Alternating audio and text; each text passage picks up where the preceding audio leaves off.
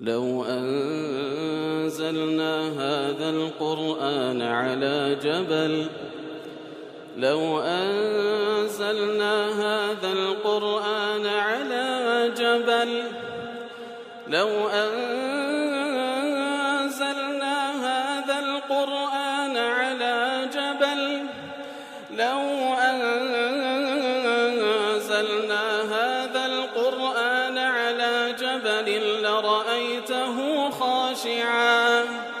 لرأيته خاشعا متصدعا من خشية الله وتلك الأمثال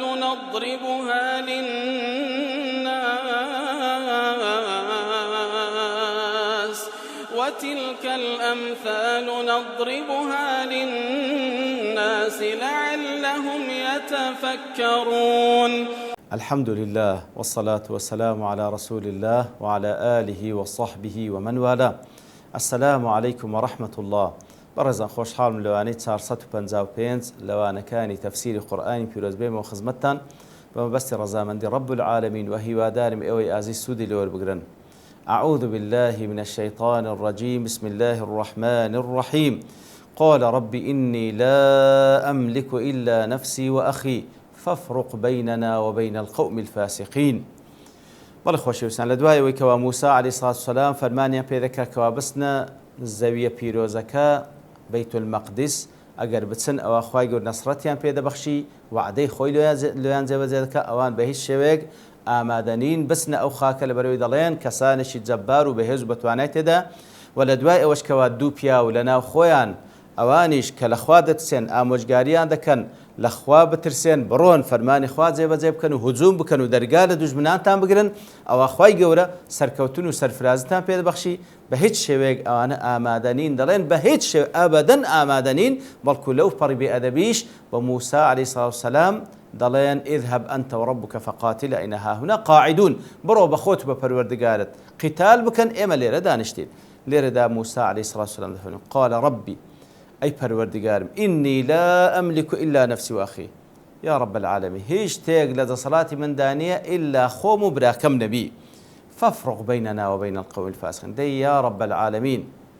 بە جیاکەرەوەیەک بە حکمێکەوە جیاوازی لە نێوان ئێمە و لە نێوان ئەو قەومە فاسقەی بکەی حکم کە لە نێوان ئێمە و واتە بە خۆم بە براکەم لەگەڵ ئەو قەومە فاسقەی واتە حکمێکی بە حەق لە نێوانمان بکە و بە سزای خۆیان بگەینە یا رب العالمین.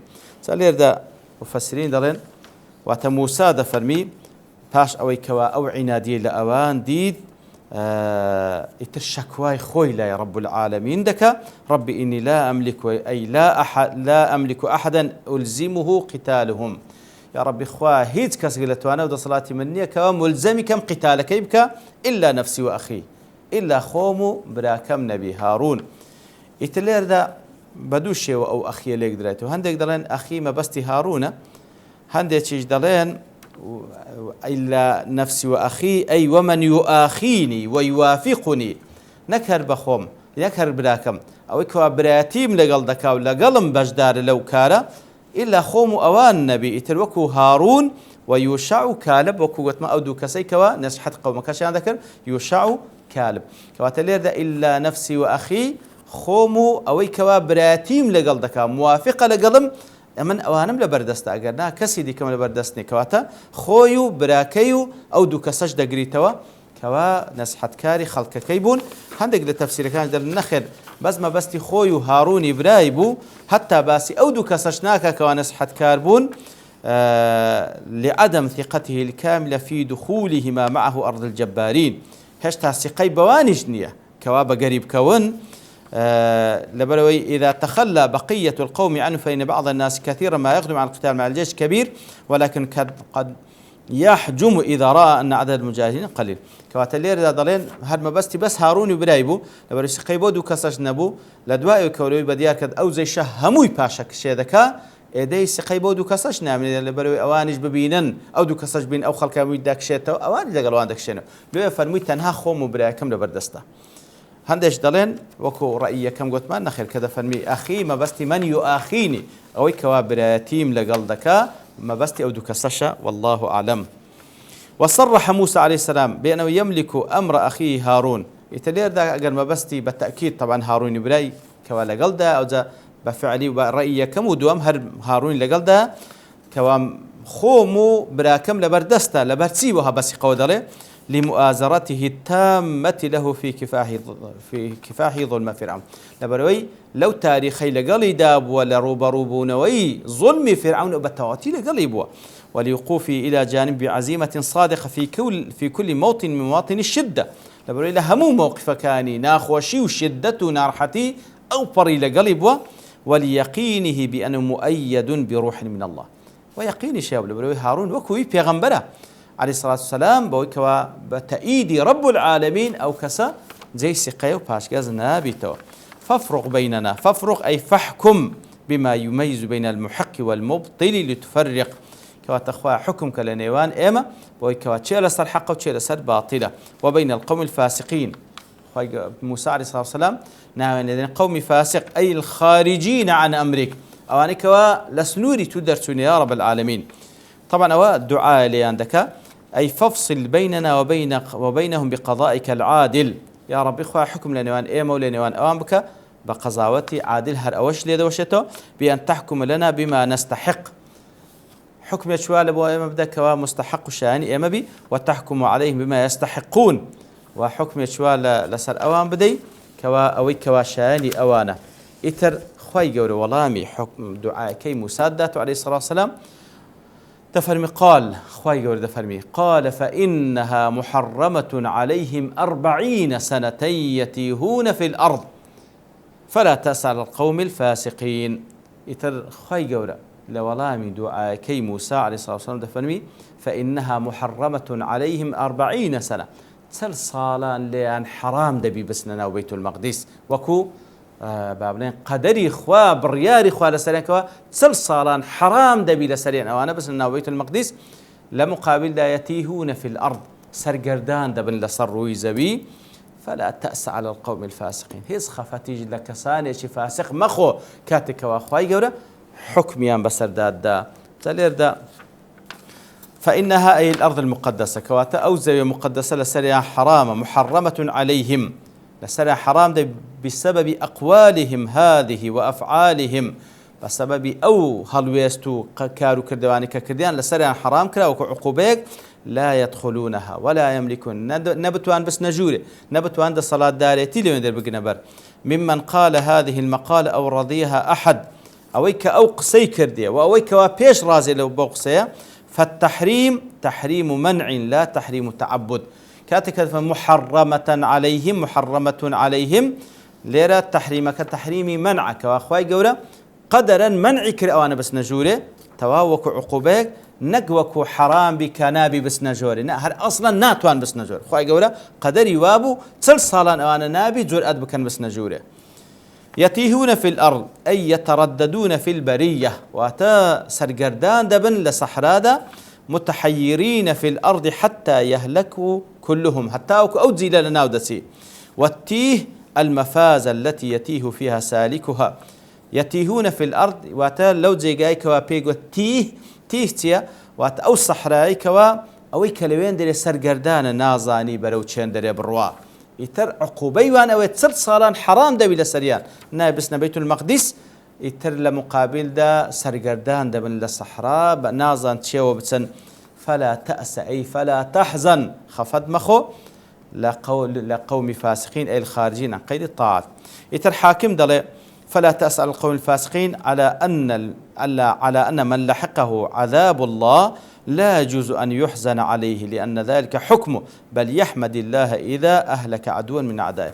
كواتا دفنوا بالغير سروي حركات إخوة يقول حكمي بسر قومي شي فاسق وبسر كسانش فاسق دا بعقوبيك نبي خفتي له بخوي بالكو بيستا ضلت خوج بوي كوا اخوي يقول دجمنيك لدجمناني خوي عقوبه دا وكل صورتين الانعام خوي يقول باس لكسانك دا باس لكسانك كوا سر بيس فرماني خوي يقول كان او خوي يقول عذاب انا تسري فقطع دابر القوم الذين ظلموا دواب راب او قوم ظالم بعذاب خوي يقول والحمد لله رب العالمين. حمد سنا لبو خوا كوا عذاب دنيري لبو قوم كسانشي ظالم إهندينية كوا أسفيان لبخوي. بقاعي دلي ثم بعد هلاكهم أدخلها بنيهم الذين ولدوا في التيه باشوي أو زيلة لخلال أو تلصال لنا وتون أو زنوكاني أوان كاللوين دل دايقبون لسردستي أوان بقيادي طبعا وكل التفسير كذا بقيادي يوشع بن نون كوادبتا بيغمبر لدواي موسى عليه الصلاة والسلام أو زاد سن داخلي أو بيت المقدس دبن كواخ يقولوا عليه بيداو فخري رازي دله اختلف الناس في أن موسى وهارون عليهما السلام هل بقيا في التيه أو لا علماء خلاف يعني موسى وهارون عليهم الصلاة والسلام دقل أوان لو تصالة لو صحراء مانوا يانا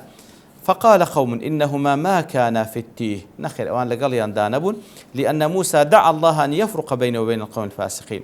موسى عليه الصلاة والسلام دعاء كركوا أخوي جورا جیاوازیان كاتو لقل قوم فاسق ودعواه دعاء بيغمبران مستجابة لأن التيه كان عذابا لبروي أوان لو صحراء مانو وكو سزايق مانو والأنبياء لا يعذبون يخو بيغمبرانيش لسزا دانابن وسزا نادرين وهندق المفسرين كذلين إنهما كان مع القوم في ذلك التيه نخير أوانش لقل أو قوم بون لو صحراء إلا أن الله تعالى سهل عليهما ذلك العذاب بلام أجرتي لقال أوانج بلام لا سر أواني سهل كربوا عذابك وأنت يدابون كما سهل النار على إبراهيم فجعلها برد وسلام هروكو آجري لبو إبراهيم خواهي يقول آسان كردية برد وسلام وتسلامت بو أو آجرو بابن السارد بو سلامت بلو إبراهيم عيني أو صحراء كلبو بني إسرائيل وكو عقوبة بلام لبو موسى وهارون كالقال يندابون لبو أوان سلامتي بو وإنهما قد ماتا في التيه هل لو فتريت سلصالي أو دو بيغمبر بريزة موسى وهارون عليهم الصلاة والسلام وفاة ينكر وبقي يوشع بن نون يوشع كورينون ماوى وكان ابن أخت موسى ووصيه بعد موته يتر أبيان خوارزاي موسى بو وهروها شوين قروي ويبو أو جوك كنت ما هندق المفسرين دلين هربوا بيغمبريش يكل أنبياء بني إسرائيل بو وهو الذي فتح الأرض المقدسة يتل بقيادي وي أو زيل كلنا وتسين زيلي دواتري بقيادي وي لباش أو تلصالة تسون فتح بيت المقدس ينكر لباش وكوا أو تلصالة توابو وفي هذه القصة أوضح دليل على نقضهم للعهود التي بنيت السورة على طلب الوفاء بها وافتتحت بها كواتا لو قصة كخواي قول هنايتوا بني إسرائيل باشترين بلغيت دا كوا أوان بني إسرائيل سن عهد بيمان دشتينا أو صورتك ولا سرتادا فرموي أوفوا بالعقود عهد بيمان تنبين نسر برام تمشادك أو قصة كوا هنايتوا لسا بني إسرائيل تندبي هالويستن تندبي وفانا برامبر بعهد بيمان ناقي نسر وفي ذلك تسلية للنبي صلى الله عليه وسلم ما فعلونه معهم يترأوها دلنوايا لبو بيان صلى الله عليه وسلم كبني إسرائيل تسيبران بردكن وتذكير له بالنعمة على قومه بالتوفيق وهروها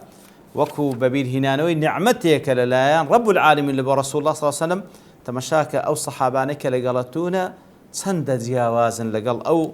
أو بني إسرائيل كلقل موسابون والترغيب لمن أطاع منهم والترهيب لمن عصى كواتا وهروها باسي أو آتانا براستي ترغيبة واتا هاندانا لبؤوانك وإطاعيان كاللوان والترهيب لمن عصى ومات في تلك 40 وترساندن وهرشش لبؤوانك وسربيتيان كردو لو تلصالة لو تيها ولو سرقردانيا مردن كل من قال ذلك القول أو رضيه حتى النقباء 10 سبحان الله كواتا همو أواني كوا أو قسيان كرد همو أواني كوا راضيب موقفك وآمادا بقر مسابكون حتى النقباء 10 أو دكسي كوا وكل كان بيشوتر كخاي يقول باسكر وبعثنا منهم 12 نقيبا دوازده نقيب موسى عليه الصلاة والسلام بفرمان إخوان ناوي هل بزان البروي دوازده تيربون والله لو دوازده تنها دوانيان أو دو كسبون كوا وصيتي قومك إخوان ذكر كوا قتال بكانوا جورالي فرمان موسى كان عليه الصلاة والسلام ديكيدك لقل باقي قومك هرسند نقيب يجبون هل بجير دراوبون أوانيش موقفيان لقل باقي قومك بني إسرائيل بو أوانيش بوس زاقا يشتن كوا أخواي قورا لسريدانان يتر أو باسي أو آتانا بو كخواي قورا سبحانه وتعالى ليردا باسی مووقف و هەڵوێستی بەنی ئیسرائیل کە لەگەڵ موسا عەلەیهی سڵات وسەلام و دیارە زۆر پند و ئامۆژگاری لێ وەردەگیرێ وەکو لە تەفسیرەکان چەندینیان باس کردێ ئیتر لەبەر تەوابوونی کات لێرە دەوەستین بە پشتیوانی ڕەب العالەمین لەوانەی داهاتوو کەمێک لەو پند و ئامۆژگاریانە باز دەکەین. وصلى الله وسلم على نبينا محمد وعلى آله وصحبه أجمعين وآخر دعوانا الحمد لله رب العالمين. لو أنزلنا هذا القرآن على جبل لرأيته خاشعا متصدعا من خشية الله وتلك الأمثال